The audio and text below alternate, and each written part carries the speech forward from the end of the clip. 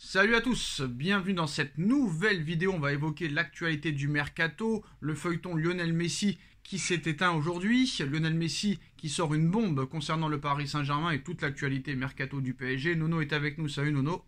Salut Sacha. Alors Messi hier qui a rejoint officiellement l'Inter Miami pour 2 ans et qui a sorti une bombe sur son passage au Paris Saint-Germain. En vérité, la première année a été très difficile pour différentes raisons. Cette saison, les 6 premiers mois, je me suis senti très bien, très à l'aise dans le club, dans la ville, avec ma famille. Mais pendant ces 2 ans, je n'étais pas heureux et ça a impacté ma vie, plus la vie de ma femme et de mes enfants. Comme si on l'avait obligé, Nono, à rejoindre le Paris Saint-Germain. Très clairement, d'accord, le Barça l'a jeté il y a 2 ans, donc il n'y a peut-être pas autre chose à faire que signer au Paris Saint-Germain. Mais à l'arrivée, très clairement, je suis assez déçu de la déclaration de Messi. Ah bah t'es pas le seul, hein, ça s'appelle de l'ingratitude.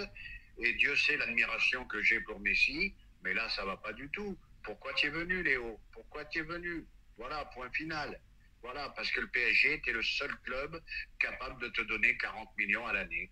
Point final. Donc Léo, t'es un homme d'argent avant tout, et ça me déçoit.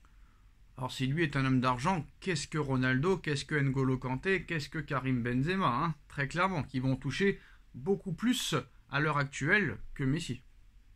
Bon, ben là, il a privilégié la vie de famille, il privilégie ses enfants, ça c'est pas mal, je reconnais. Mais là, j'ai lu un petit peu tout à l'heure les revenus qu'il peut avoir là-bas en MLS. Ben, je vais te dire, ça fait un gros paquet quand même d'argent, hein. On enchaîne avec le Napoli qui acceptera désormais finalement une offre de 120 millions d'euros pour Victor Osimhen. Auparavant, il avait été signalé que le Napoli n'accepterait que des offres de 150 millions d'euros ou plus pour l'attaquant nigérian, sachant que Harry Kane serait proche du Real Madrid qui va faire une offre de 100 millions d'euros à Tottenham. Est-ce que Nono, 120 millions d'euros, honnêtement, il faut aller sur Osimhen ou aller sur un autre attaquant? Ah, ben, je vais te dire, ils ont commencé à 150, là ça tombe à 120. Moi, je pense que ça doit être faisable dans les 100 millions d'euros. Maintenant, à 100 millions, est-ce qu'il les vaut? Je pense que oui, mais c'est toujours pareil, hein, il y a toujours un point d'interrogation derrière. Tu passes de Naples au PSG, qui est un club à problème. Voilà. Donc, point d'interrogation. Alors les agents de Denis Zakaria, joueur de Chelsea, ont proposé leur joueur au Paris Saint-Germain étant donné sa place sur la liste des transferts de la Juve, parce qu'il appartient à la Juve. Le profil du joueur séduit Luis Campos, toutefois le conseiller n'a pas encore ouvert des discussions. Zakaria à Paris, oui, non, non, oui. Ah bah, je vais être honnête, je connais pas. Je connais pas. En plus, moi, j'entends des noms de tous les côtés. On n'a toujours pas d'entraîneur. Donc voilà, moi ça me paraît ahurissant. Ils n'ont pas appris de leurs erreurs et ça continue. Voilà.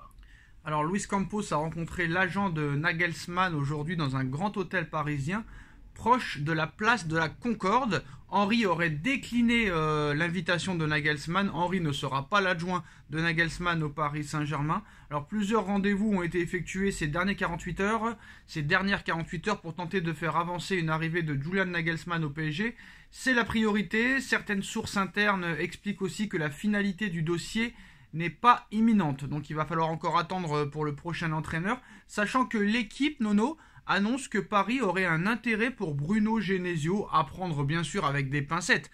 Sachant que Zinedine Zidane, ils ont fait le forcing pour Zidane tout le mois de mai, mais Zidane a une nouvelle fois décliné la proposition et l'offre du Paris Saint-Germain. Paris ne veut pas de Mourinho, on ne sait pas réellement pourquoi. Paris est sur Luis Enrique, mais apparemment discussion et négociation très compliquées avec Luis Enrique. Maintenant, la nouvelle priorité, c'est Nagelsmann. Henry aussi a décliné l'invitation.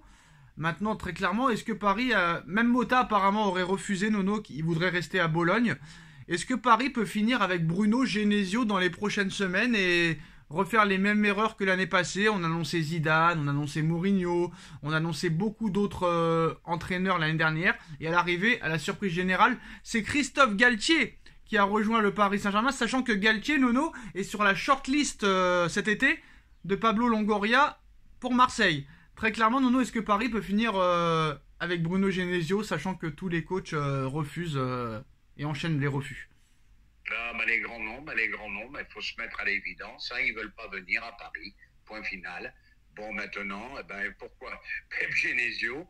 Eh ben, je sais que c'est une rumeur, ils ont bien pris Galtier. J'ai rien contre Genesio, mais c'est pareil. Paris, le costume est trop grand pour lui, même s'il fait pratiquer à ses équipes un beau football. Mais le costume est trop grand. Mais là, vraiment, je la sens mal, l'histoire. Je la sens pas bien du tout. Alors l'officialisation de Manuel Ugarte et de Asensio ne devrait pas intervenir avant le 1er juillet prochain. Le PSG estime que le moment actuel n'est pas le plus approprié. Il devrait donc en être de même pour Marco Asensio. Donc voilà les dernières nouvelles. Alors a priori, cela ne devrait pas remettre en cause une venue de Nagelsmann, le refus de Thierry Henry. Les discussions sont toujours en cours entre lui et le Paris Saint-Germain, nous annonce l'équipe. RMC Sport aussi a confirmé. Et les négociations entre Nagelsmann et le PSG sont moins intenses que prévu. Le PSG n'a pas encore trouvé très clairement officiellement son entraîneur, Nono. Alors il y a eu des échanges qui ont eu lieu ce mardi aussi lors d'un rendez-vous à Paris, réunissant Luis Campos et un représentant de Nagelsmann pour évoquer les contours d'une future collaboration. Les débats ont porté sur son projet de jeu et de la composition du prochain effectif parisien. Mais très clairement, Luis Enrique ainsi que Xabi Alonso font toujours partie des pistes suivies de près par le Paris Saint-Germain. L'option José Mourinho, elle, n'est pas vraiment étudiée. Est-ce que vraiment ça va être un de ceux-là ou vraiment une surprise générale, un autre en sous-marin? Ah, ben il peut t'arriver un nom que tu sais pas d'où il sort, un nom vraiment improbable. Bon, j'ai pas les noms en tête, mais voilà, comme tu as dit, peut-être un Genesio. Ils sont capables de tout. Bon, maintenant, voilà. Le problème, c'est que les jours, les semaines, les mois avancent vite et tu vas te retrouver presque encore en retard par rapport aux autres clubs. Voilà, préparer l'organigramme, préparer l'avant-saison, voilà, préparer le recrutement avec l'entraîneur qui va venir. Et ben non, un jour c'est Mourinho, un jour c'est Motta, un jour c'est Luis Enrique, un jour c'est Xavi Alonso, un jour c'est Zidane. Et voilà, et après on sera mort de rire, ça finira par Pep Genesio peut-être. Alors, information, il y a quelques heures de l'équipe, Nono, ces dernières semaines, Gundogan figure tout en haut de la liste du Paris Saint-Germain. Paris a en effet été informé que l'objectif numéro 1 du joueur était de rejoindre le Barça, mais très clairement le Barça n'a pas réellement d'oseille, et le Paris Saint-Germain serait un candidat sérieux pour l'arrivée de Gundogan, qui sera libre de tout contrat l'été prochain. Est-ce que vraiment Paris doit très clairement finaliser ce joueur qui a fait une très très grosse saison au Paris Saint-Germain, sachant que Bernardo Silva aussi est dans les petits papiers. Si tu retrouverais ce duo Gundogan-Silva au Paris Saint-Germain, est-ce que ce serait très très bon? Eh ben Gundogan-Silva au PSG, bien sûr que c'est bon, mais j'ai un seul petit doute. Voilà, Gundogan, 33 ans au mois d'octobre. Voilà, quoi, tu prépares pas l'avenir. Voilà. Moi, j'étais pour un recrutement vraiment de jeunes et avec qui tu peux construire une équipe sur la durée. Bon, maintenant, je sais, on joue jusqu'à 37, 38 ans, d'accord. Mais voilà, 33 ans au mois d'octobre, moi, ça m'embête un peu. Le problème, c'est que Paris n'arrive pas à faire progresser ses joueurs. Même quand Paris achète jeunes, Paris n'arrive pas à les faire progresser et les vend ou les prête un an après. Donc ça n'a aucun intérêt. C'est pour ça que je pense que, quoi qu'il en soit, peu importe l'entraîneur, peu importe le mercato qui va avoir lieu cet été, l'année prochaine sera une saison d'échecs. C'est pas pour être pessimiste, c'est juste être réaliste. Je sais pas si tu es d'accord avec moi, mais c'est comme ça que je le ressens. Ah, ben ça risque d'être une saison de transition, hein. Voilà, bon, ben tu es sur des joueurs bon, qui seront peut-être même sur le banc des remplaçants. Asensio, c'est pas sûr qu'il soit titulaire. J'ai un doute, je me rappelle plus, j'ai un trou de mémoire. Comment il s'appelle le milieu qu'ils ont pris du Sporting? Ugarte.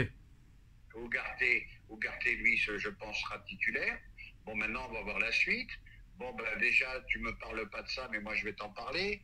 Déjà, le retour de Diallo de Leipzig, tous les prêts ont été des échecs. Donc, ça commence par Diallo. Ils lui ont mis un coup de pied dans le cul. On retourne à Paris, mon petit. Et Wijnaldum et Paredes aussi reviennent. Eh ben voilà. Ainsi que Levin Kurzawa. Eh ben voilà. Et t'as oublié Julian Dasser. Et Mauro Icardi. Eh ben voilà. Voilà. Bonne chance à Campos. Campos, ça c'est fort de fruits. En tout cas, les postos, dites-nous en commentaire ce que vous en pensez. On like, on partage, on commente, on s'abonne et on se retrouve très vite pour une nouvelle vidéo. Merci Nono, merci à tous. Tchuss. Tchuss.